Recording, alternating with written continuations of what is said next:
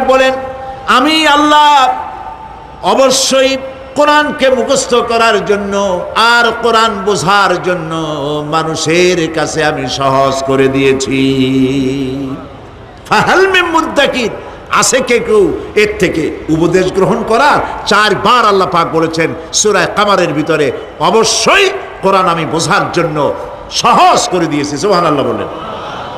আমরা বুঝতে চাই না, তাহলে বুঝবো কি করে? বুঝতে চাইলেই তো আমরা বুঝতে পারবো, চেষ্টা করলেই বুঝতে পারবো।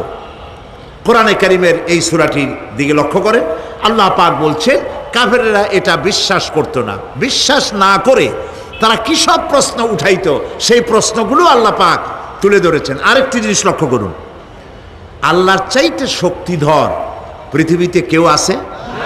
আকাশে কেউ আছে? কোথাও কেউ আছে? কেউ নাই।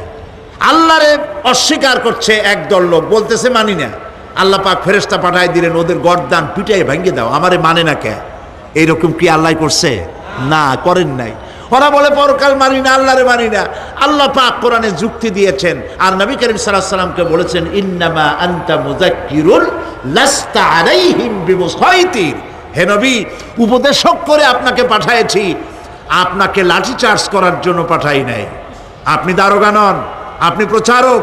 মানুষকে উপদেশ দিন সুন্দর সুন্দর ভাষায়, উদউ ইলা সাবিলি রাব্বিকা বিল হিকমাতি ওয়াল মাউইজাতিল হাসানা। মিষ্টি মিষ্টি ভাবে, সুন্দরভাবে, সুকৌশলে মানুষকে ভালো ভালো কথাগুলি সুন্দর করে বুঝিয়ে দিন। সুবহানাল্লাহ বলেন।